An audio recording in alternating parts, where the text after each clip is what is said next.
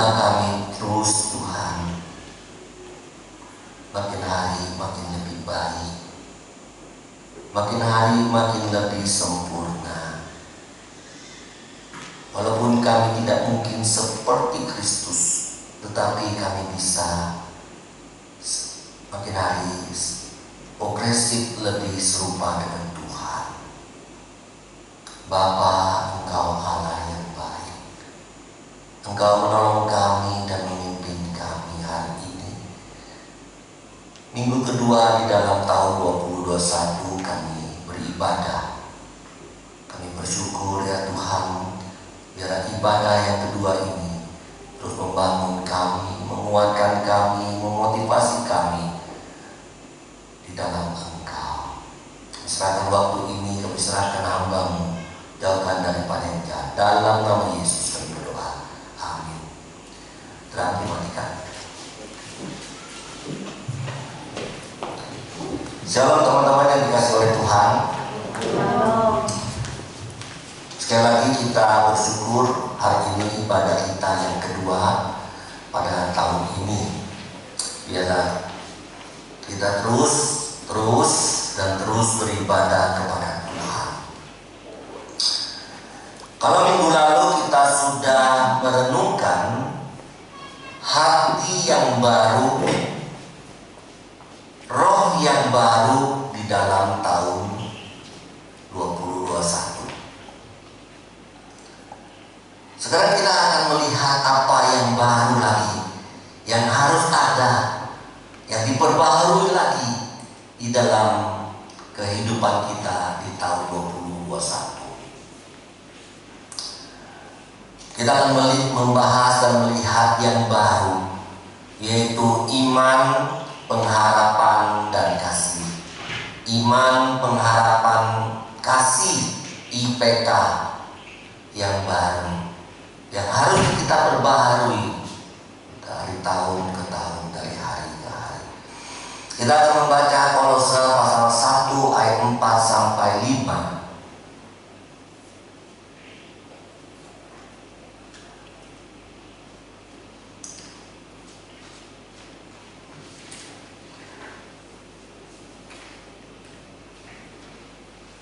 Tuntun dalam membacakan bagian ini. Kolose 1:4 sampai 5. Karena kami telah mendengar tentang iman-Mu dalam Kristus Yesus dan tentang kasih-Mu terhadap semua orang kudus, oleh karena pengharapan yang disediakan bagi kamu di surga. Tentang pengharapan itu telah lebih dahulu kamu dengar dalam firman kebenaran, yaitu Injil. Di sini berbicara tentang iman, pengharapan, dan kasih. Baik, kita buka Korintus 13 ayat 13. Tenten yang membacakannya 1 Korintus 13:13.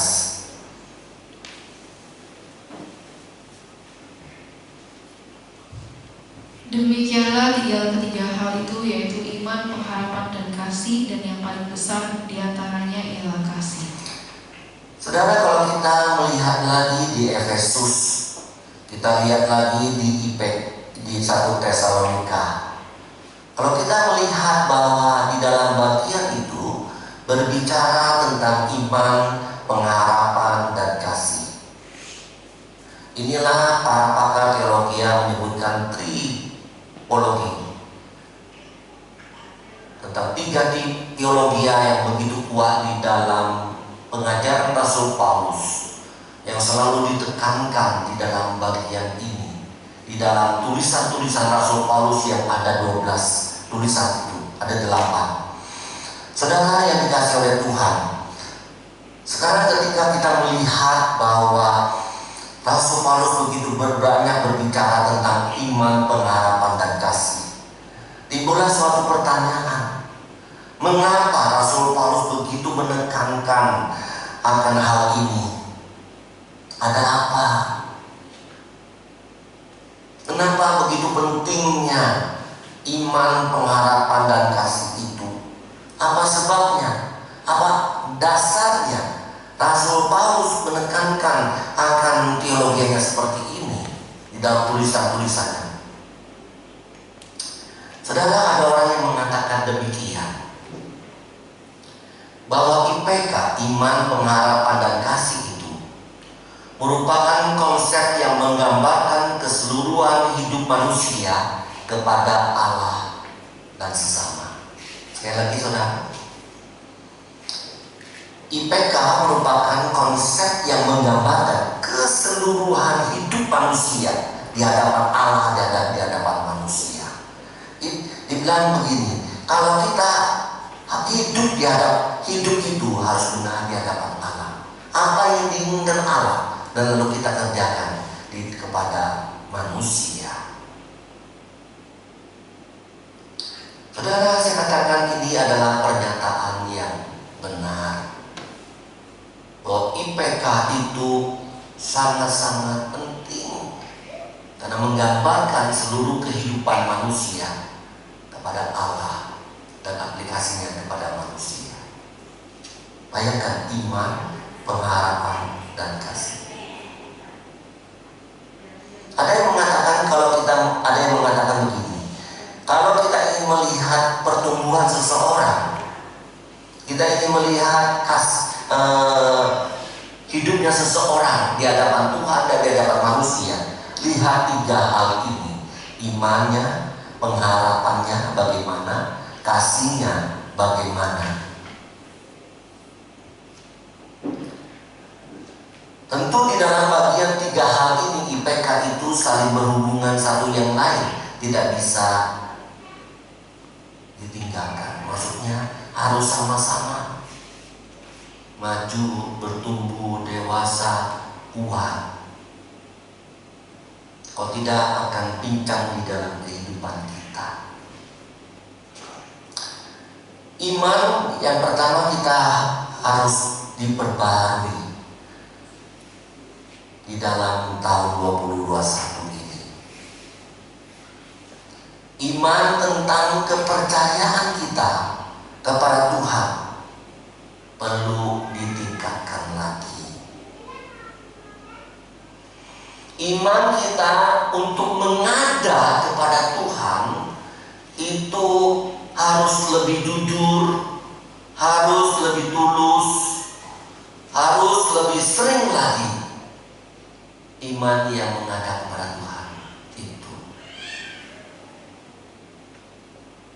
ya, kalau kita bicara bagaimana iman kita di tahun 2020, apakah sudah lebih baik daripada tahun 2019? Apakah lebih jujur lagi kita ketika menghadap Allah? Artinya kalau kita menghadap Allah jujur, kelemahan kita, kekurangan kita, permintaan kita, jujur. Apakah kita menghadap Allah untuk kepentingan egois kita sendiri? Untuk kepentinganku baru aku menghadap Allah. Kalau bukan kepentinganku, aku tidak mau menghadap Allah. Kalau bukan kepentinganku, aku tidak mau berdoa kepada Tuhan tentang orang lain. Kadang kita sering tidak jujur, tidak tulus. Untuk diriku, iya aku menghadap Allah. Tapi untuk orang lain, untuk gereja, untuk masyarakat, untuk negara, aku tidak menghadap Allah.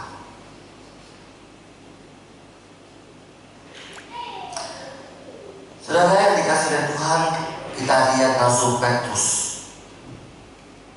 Imannya makin hari makin diperbarui, terbentuk. Kita tahu iman daripada Rasul Petrus itu pertama-tama sangat lemah. Yesus berkata, mari datang kepadaku, berjalan di atas air itu. Akhirnya dia jatuh. Itulah kelemahan yang tidak benar-benar percaya kepada Tuhan Yesus. Ketika kita melihat Yesus waktu disalibkan, Petrus begitu imannya sangat lemah. Dia menyangkal Yesus Kristus 3 kali hanya untuk keamanan diri sendiri. Sekali lagi, kenapa iman seseorang bisa gagal? Karena melihat diri sendiri, bukan mengada kepada Tuhan, bukan melihat kepada Tuhan. Betapa seringnya iman kita gagal karena kita melihat diri kita sendiri. Kita tahu diri kita itu kecil, sempit, diri kita itu terbatas adanya. Ya tidak heran, kalau iman itu hanya pada diri kita sendiri, maka iman itu akan kecil. Tetapi saudara, iman dari Rasul Petrus diperbaharui. Yesus ketika sudah bangkit datang kepada Petrus. Petrus, dengan perkataan saja. Petrus, apakah engkau mengasihi aku? Petrus, apakah engkau mengasihi aku? Petrus, apakah engkau mengasihi aku? Dia menangis. Dia tahu imannya kecil kepada Tuhan. Oleh sebab itu dia menangis. Dia tahu imannya sudah gagal. Itu baru 2 contoh yang diperlihatkan saat ini. Saudara yang dikasih oleh Tuhan, dengan perkataan Tuhan Yesus, maka Rasul Petrus itu diperbarui imannya. Sehingga ketika Tuhan Yesus sudah naik ke surga, Petrus begitu dipakai Tuhan, terjadi pemulihan, maka dia begitu luar biasa. Imannya begitu kuat tentang kebangkitan, kematian, penebusan dosa. Berkat yang diberikan oleh Tuhan Yesus begitu kuatnya. Akhirnya dia khotbah begitu luar biasa. Banyak orang dimenangkan bagi Kristus. Kalau iman kita kecil, tidak mungkin kita bisa dipakai oleh Tuhan. Ini rumusan, ini prinsip. Kalau iman kita kecil, tidak pernah datang kepada Tuhan. Masa sih Tuhan akan melakukan itu kalau saya melakukan itu kepada Tuhan? Kalau saya berikan ini kepada Tuhan, masa Tuhan memberkati saya sih? Kalau kita selalu seperti itu, kita tidak mungkin bisa dipakai oleh Tuhan.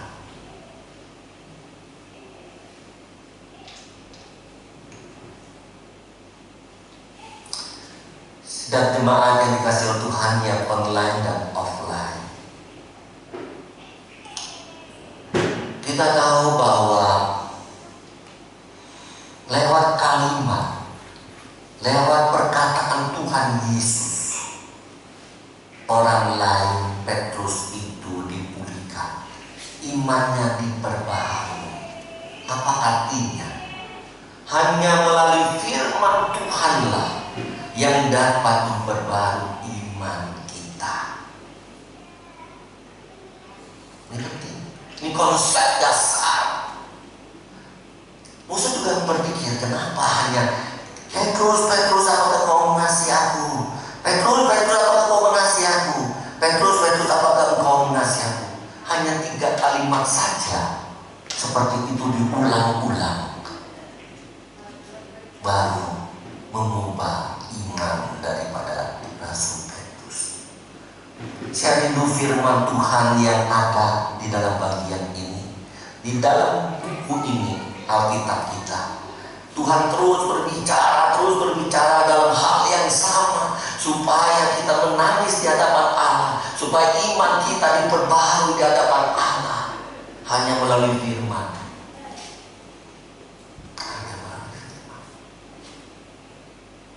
Tanpa firman nggak mungkin iman kita bisa diperbaharui, dipulihkan, nggak bisa. Siapa yang bisa memulihkan kita? Anak kita, orang tua kita, dosen, pendeta? Tak bisa. Mereka hanya dipakai oleh Tuhan. Yang bisa memulihkan adalah Tuhan dengan firman-Nya melalui orang lain, melalui ini yang kita baca. Itu mengubah iman kita.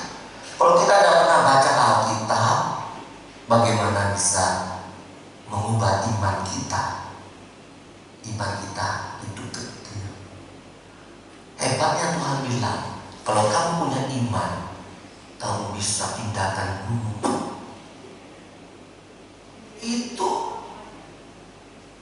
Ini firman Tuhan. Kamu punya iman, kamu yang kecil saja, biji sawi saja, kamu bisa mengubah gunung, memindahkan gunung itu. Saudara, kita tahu firman itu berkuasa, dia dapat mengubah iman kita. Kalau kita sudah tidak baca firman Tuhan, tidak ibadah lagi, bagaimana kita bisa kuat iman kita diperbarui? Ya terus saja seperti itu. Apalagi bergaul dengan dunia, dihancurkan oleh konsep dunia, iman kita luluh dan hancur. Oh yang benar katanya itu, ya sudah, habis dan habis.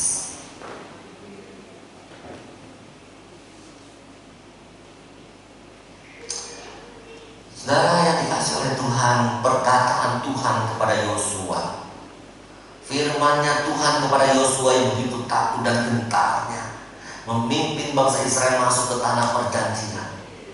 Tuhan memberikan suatu firman.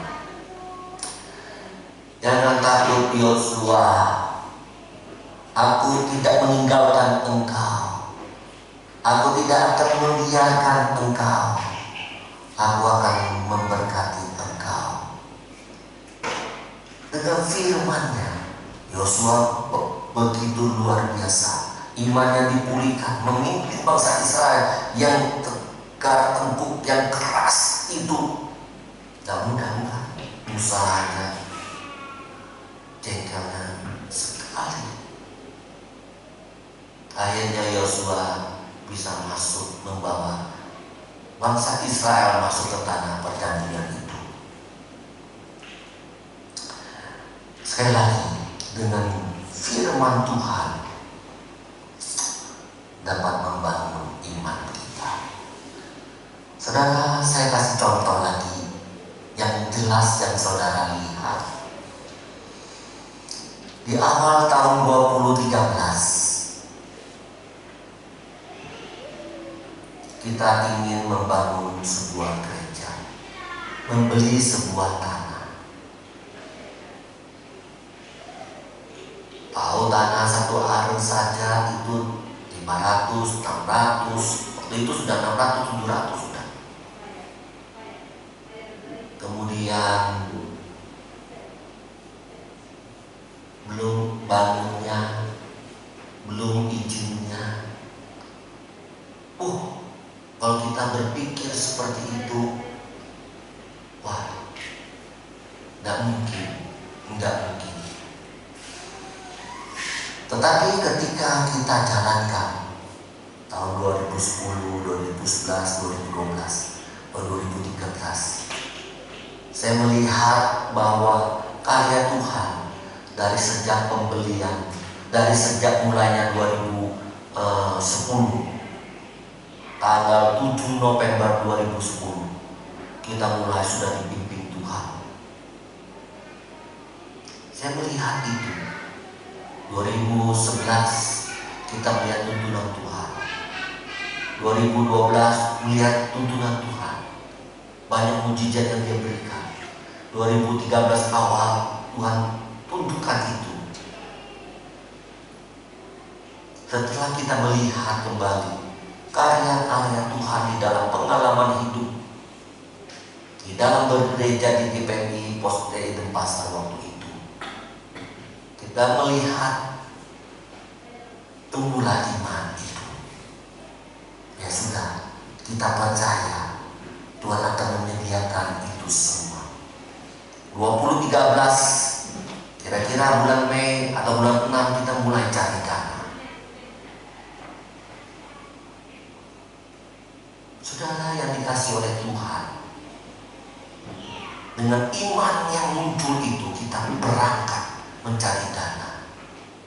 Dana awal kita berapa? 40 juta.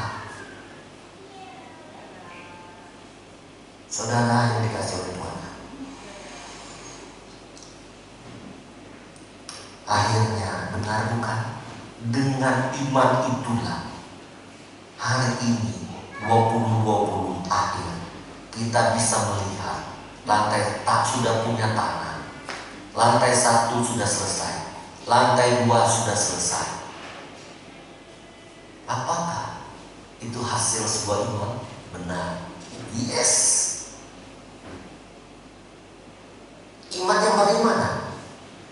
Iman yang melihat karya-karya Tuhan di dalam hidup, pekerjaan Tuhan yang luar biasa, yang membangunkan iman untuk besok, untuk bulan depan, untuk tahun depan, untuk seterusnya dan seterusnya.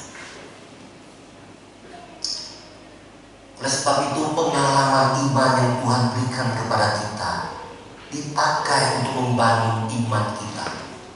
Itu tidak mungkin Tuhan mengerjakan suatu mujizat pekerjaan Allah yang begitu luar biasa di dalam diri saudara-saudara. Itu pasti ada maksudnya. Salah satunya adalah membangun iman. Yang paling parah begini saudara, yang paling parah,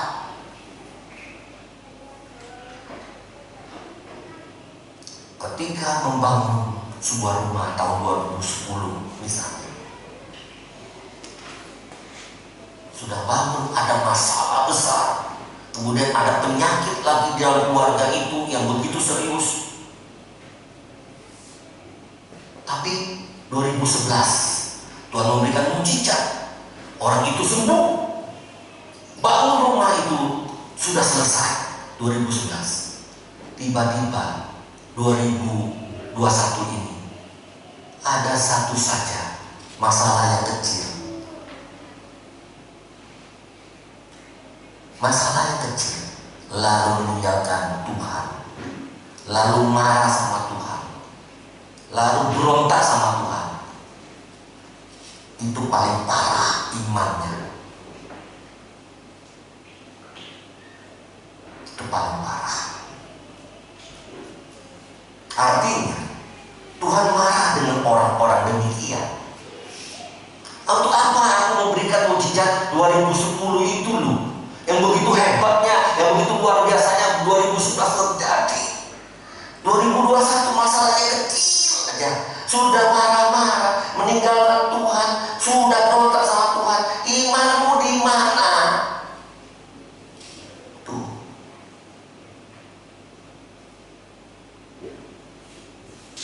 Sony mengalami karya Tuhan yang luar biasa, MD mengalami karya Tuhan yang luar biasa, Santi mengalami karya Tuhan yang luar biasa, tentu mengalami karya yang luar biasa, Jenny mengalami yang luar biasa, Tony juga mengalami, Pak Jasa juga, semua ada, Bunge juga, Cicoye juga, semua ada. Pakai iman itu ada maksud Allah. Iman yang sudah tahu dari sejak dulu sampai 20 itu iman yang menjadi modal supaya kita beriman terus pada Tuhan. Iman itu meningkat, bukan dong. Itu yang penting. Saudara yang dikasih oleh Tuhan, ini penting sekali. Pengharapan tentu berkaitan dengan akan masa yang akan datang. Pengharapan di dalam Kolose pasal 1 ayat 5 tadi itu, Kolose pasal berapa Rasul Paulus dalam Kolose pasal berapa tadi kita baca tadi? Pasal 1 ayat 5 berbicara tentang pengharapan yang disediakan bagi kamu di surga. Artinya apa? Kamu berharapan, punya pengharapan yang berorientasikan kepada surga. Loh, kok jauh sekali? Saudara yang dikasih oleh Tuhan, kalau kita berbicara lagi tentang ajaran daripada Rasul Paulus yang mengandung ordo supranatural, yaitu pengharapan yang berorientasikan supranatural yang di surga. Kenapa dikatakan ordo? Ordo itu dikatakan supranatural karena surga itu belum pernah kita lihat, belum pernah kita ke sana, dan terlihat jauh. Itu supranatural. Jemaat yang dikasih oleh Tuhan, Rasul Paulus mengajarkan kepada jemaat di Kolose dan kepada kita. Kita terus menerus pengharapan kita itu pada titik ordo supranatural itu yang ada di surga. Supranatural yang tidak pernah ada tangisan, yang ada penuh dengan sukacita bersama dengan Tuhan dan sebagainya dan sebagainya, yang mengalami damai sejahtera. Kita akan berpengharapan di sana, kita akan bersukaria di sana, kita masuk surga. Tentu yang percaya kepada Tuhan Yesus masuk surga, yang percaya kepada Tuhan Yesus akan masuk surga, hidup kekal di sana dan boleh damai selama-lamanya. Kita punya pengharapan di titik itu, saudara. Kadang-kadang kita berpikir, kalau Rasul Paulus mengajarkan kita pengharapannya di surga, kok bukan pada saat ini? Oh, gini saudara, alur berpikirnya yang logisnya begini, saudara. Pengharapan kita, ya saudara, jika pengharapan kita di surga yang belum kita lihat, yang belum kita kesana, yang terasa jauh itu, kalau pengharapan kita kepada Tuhan yang akan memberikan kita kepada Tuhan, memberikan kita kepada kita untuk kesana, dan kita punya pengharapan makin kuat kesana, saudara, pengharapan kita hari ini, besok, bulan depan, tahun depan, itu hal yang kecil. Itu logika berpikir daripada Rasul Paulus. Mengerti? Kenapa kecil? Karena di besok itu kita lihat, Selasa bulan depan itu hal yang kita hadapi.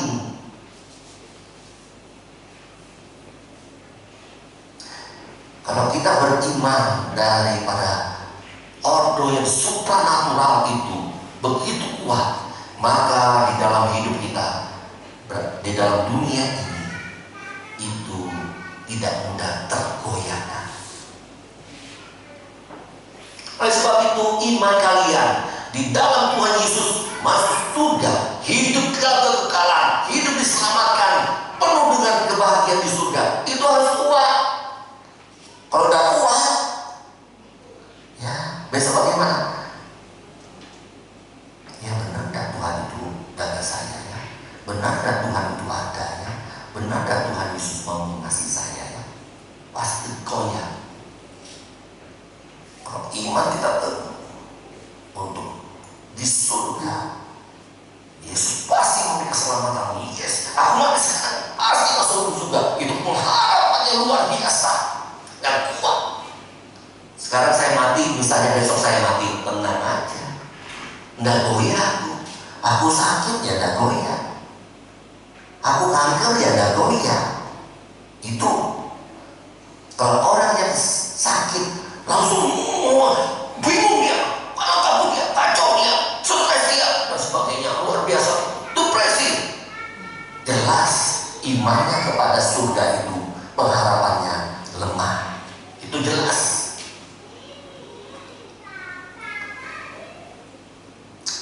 Saudara yang dikasih oleh Tuhan, Di dalam persekutuan pemuda kemarin, nih ya kan, saya kasih contoh saja. Dalam Lukas 5, 1-11, Petrus dan rekan-rekannya sudah tangkap ikan sepanjang malam sampai subuh. Nggak dapat ikan, sudah capek, sudah bersih-bersih kapal, sudah bersih-bersih jala.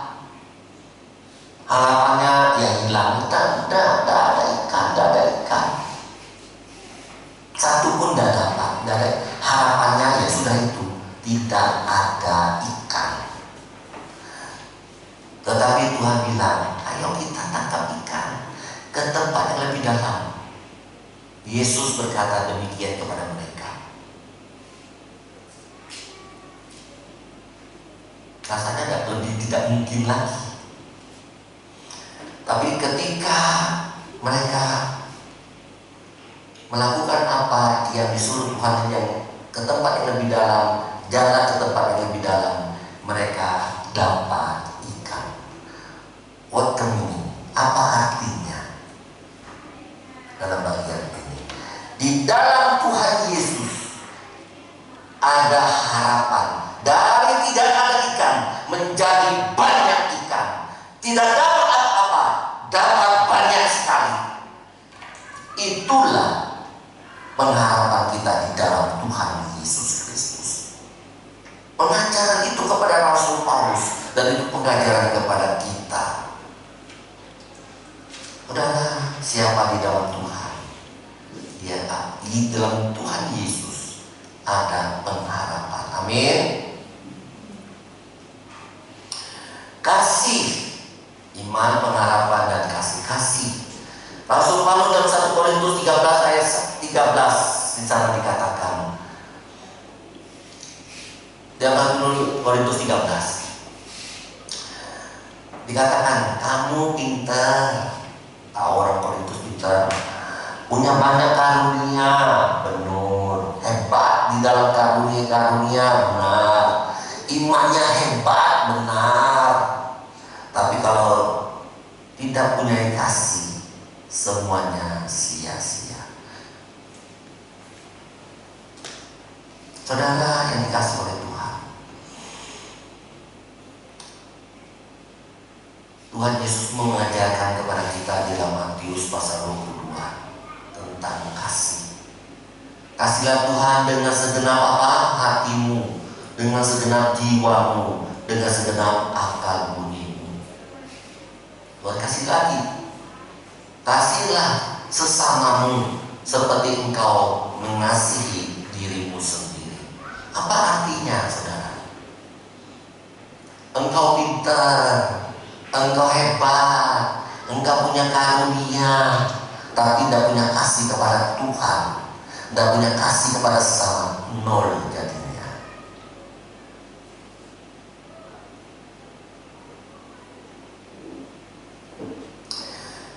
Iman dan pengharapan berbicara secara personal,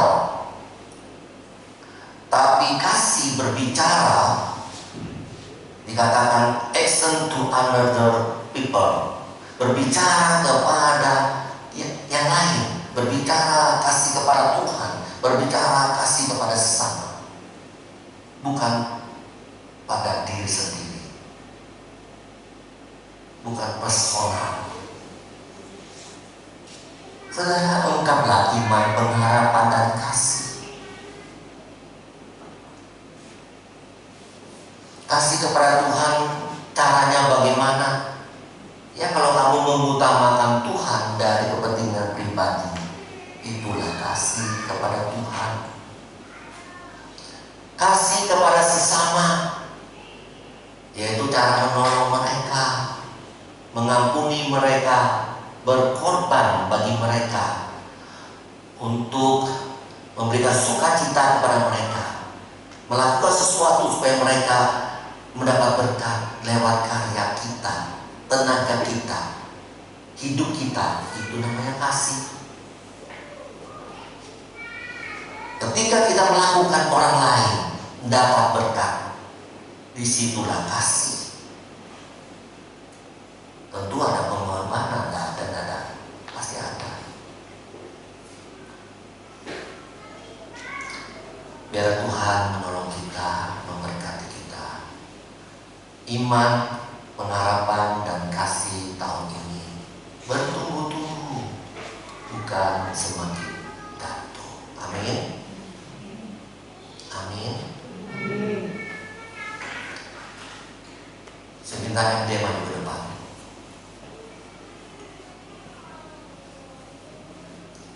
Berdoa untuk kita, pegang ini. Berdoa untuk firman Tuhan yang sudah kita dengar, meneguhkan kita dengan doa apa yang sudah kita dengarkan. Mari kita bersama berdoa.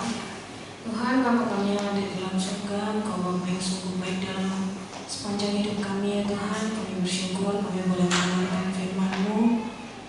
Hari ini kami diingatkan agar iman, pengharapan, dan kasih kami kepada-Mu ya Tuhan boleh semakin bertumbuh-tumbuh ya Bapa, semakin kuat di dalam-Mu ya Tuhan. Biarlah segala apa yang telah kami lalui sepanjang hidup ini, yang telah Engkau tunjukkan kepada kami ya Tuhan, betapa besarnya karya-Mu, betapa mulianya karya-Mu, itu semakin menumbuhkan iman kami ya Tuhan. Semakin kami boleh semakin berharap penuh kepada-Mu ya Tuhan, dan kami semakin mengasihi-Mu ya Bapa. Biarlah kami dalam hidup ini, dalam menyambut tahun yang baru ini ya Tuhan, kami boleh semakin taat dan setia kepada-Mu ya Tuhan. Kami boleh semakin rajin merenungkan firman-Mu, melaksanakan firman-Mu ya Tuhan, rajin berdoa kepada-Mu, rajin bersekutu kepada-Mu ya Tuhan. Biarlah semua yang kami dengar hari ini, semua yang kami tekadkan dalam hati kami hari ini tidak berlalu sia-sia, tidak hanya di mulut kami saja ya Tuhan, tidak hanya perasaan sesaat saja. Biarlah kami boleh semakin hari semakin taat kepada-Mu. Terima kasih ya Tuhan, kami serahkan semuanya ke dalam tangan-Mu. Dalam nama Tuhan Yesus kami sudah berdoa dan mengucap syukur. Amin. Amin. Tuhan memberkati.